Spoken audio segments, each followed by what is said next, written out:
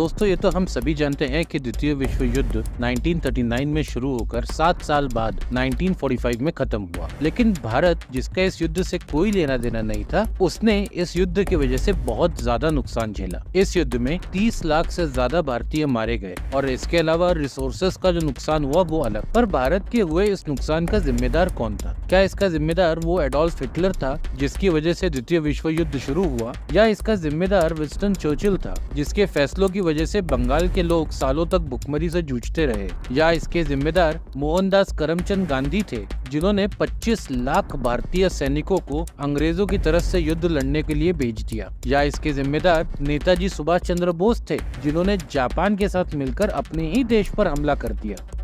नमस्कार, मेरा नाम है द हिस्टोरिकल स्टोरी टेलर और आइए जानते हैं कि कौन था द्वितीय विश्व युद्ध में भारत का दुश्मन। दोस्तों यहाँ सबसे पहले बात करते हैं एडोल्फ हिटलर की, क्योंकि उस आदमी ने वर्ल्ड वॉर 2 की शुरुआत की। हिटलर ने द्वितीय विश्व युद्ध की शुरुआत 3 पॉइंट्स पर की थी।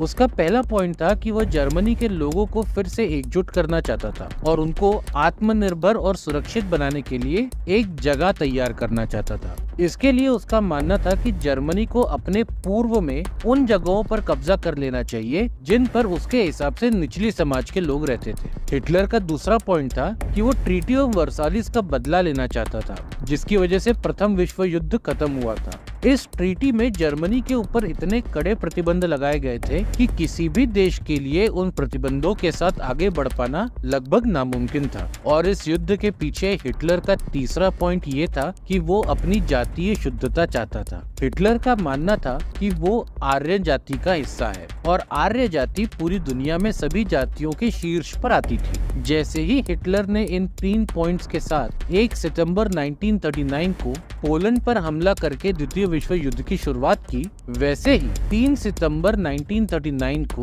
ब्रिटेन और फ्रांस ने जर्मनी के खिलाफ मोर्चा खोल दिया और द्वितीय विश्व युद्ध का हिस्सा बन गए। द्वितीय विश्व युद्ध के शुरुआती दिनों में ब्रिटेन को बहुत नुकसान उठाना पड़ा और वो लगभग हार की कगार तक पहुंच गया था। लेकिन ये कहानी तब पलट गई जब 10 मई 1940 को विंस्टन चर्चिल ब्रिटेन का प्राइम मिनिस्टर बना और फिर विंस्टन चर्चिल ने यह युद्ध फाइट फायर विद फायर के कंसेप्ट पर लड़ा। उसने वही क्रूरता दिखाई जो एडोल्फ हिटलर बाकी लोगों के साथ दिखा रहा था। विंस्टन चर्चिल ने अपनी फौज के लिए दुनिया भर से रिसोर्सेज और अनाज इकट्ठा करना शुरू किया ताकि आगे बढ़ती हुई ब्रिटिश फौज को किसी चीज की कमी ना हो। लेकिन उसके इस कदम का खामियाजा उठाना पड़ा भारत को। भारत में बंगाल प्रांत, जो पहले से ही खराब मौसम की मार झेल रहा था, वहाँ का बचा कुचा अनाज भी विंस्टन चर्चिल के फैसले की वजह से वहाँ से हटाकर ब्रिटेन भेज दिया गया ताकि ब्रिटेन में अनाज के स्टॉक का बैकअप रखा जा सके, यानी जितनी जरूरत थी उससे ज्यादा स्टॉक पाइल करके रखा गया। इस कारण बंगाल में भुखमरी फैल गई और जब इस चीज को लेकर इंडिया के secretary of state Leo emery और वाइसरॉय ऑफ इंडिया लॉर्ड लिनलिथो ने विंस्टन चर्चिल से बात करी,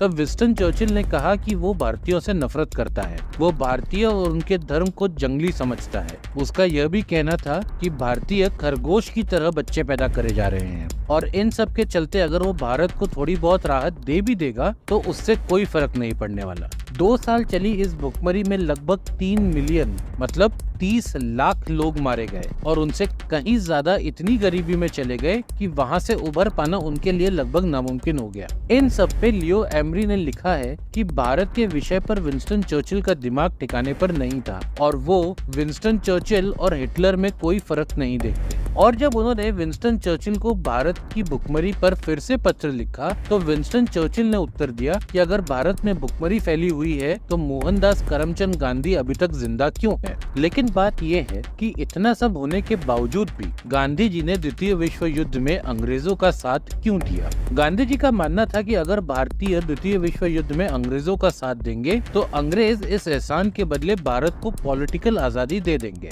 उन्होंने अंग्रेजों के सामने भारतीय फौज को युद्ध में भेजने से पहले अपनी शर्तें रखी, पर यह निगोशिएशंस पूरे होने या फाइनल होने या डिस्कस होने से पहले ही 2.5 मिलियन यानी लगभग 25 लाख भारतीय सैनिक अंग्रेजों के लिए युद्ध लड़ने को जा चुके थे और भारतीय सैनिकों के जाने के बाद निगोशिएशंस तो छोड़िए, शर्तों के ऊपर बातचीत भी नहीं हुई। गांधी जी ने जून 1946 में लुई फिशर, जो उनकी आत्मकथा लिख रहा था, उसको दिए एक इंटरव्यू में हिटलर को लेकर कहा था कि हिटलर ने 5 मिलियन यानी 50 लाख यहूदियों को मार डाला। यह हमारे समय का सबसे बड़ा अपराध है, परंतु यहूदियों को खुद को कसाई के चाकू के सामने अर्पित कर देना चाहिए था। उन्हें खुद को चट्टानों से समुद्र में फेंक देना चाहिए था। इससे दुनिया और जर्मनी के लोग भड़क उठते। वैसे भी उन्होंने लाखों की संख्या में आत्महत्या कर ली। गांधी जी के स्टेटमेंट को पढ़ने के बाद मेरे मन में एक सवाल आ रहा है कि गांधी जी ने यही उपदेश ब्रिटिशर्स को भारतीय फौज देने से पहले क्यों नहीं दिया कि हिटलर वैसे भी तुम्हें मार रहा है, तुम खुद ही उसके सामने चले जाओ मरने को,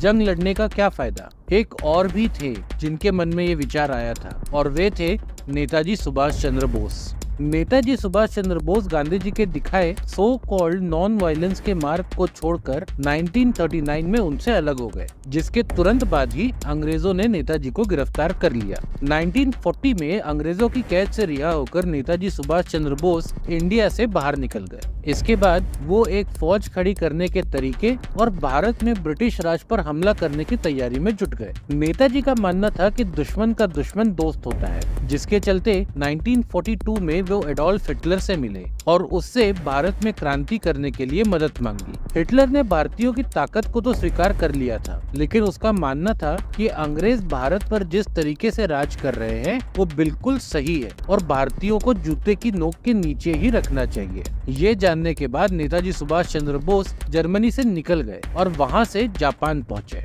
जापान में उन्हें जो मदद चाहिए थी वो मिली, जिसके सहारे से उन्होंने सिंगापुर में 21 अक्टूबर 1943 को प्रोविजनल इंडियन गवर्नमेंट बनाई और इसके 2 दिन बाद ब्रिटेन और अमेरिका पर जंग का ऐलान कर दिया। 14 अप्रैल 1944 को उन्होंने आजाद हिंद फौज का नेतृत्व किया और भारत में ब्रिटिश फौज पे हमला कर दिया। उन्होंने बर्मा की सीमा पार करके मोइरंग मणिपुर में भारतीय तिरंगा फहरा दिया। हालांकि वे इस हमले को आगे नहीं बढ़ा पाए, क्योंकि जब उन्होंने कोहिमा और इम्फाल पर हमला किया तो वहां उन्हें हार का सामना करना पड़ा और आजाद हिंद फौज वापस बर्मा लौट गई। नेताजी सुभाष चंद्र बोस को शायद हार का सामना नहीं करना पड़ता अगर वो 25 लाख भारतीय सैनिक जो देश के बाहर अंग्रेजों के लिए जंग लड़ रहे थे, देश में ही होते और आजाद हिंद फौज का हिस्सा बन जाते। अब इसे हमारे देश का दुर्भाग्य कहें या एक सोची समझी साजिश, ये समझ नहीं आ रहा। इस कहानी के चारों किरदार Adolf Hitler, Winston Churchill, Mohandas Karamchand Gandhi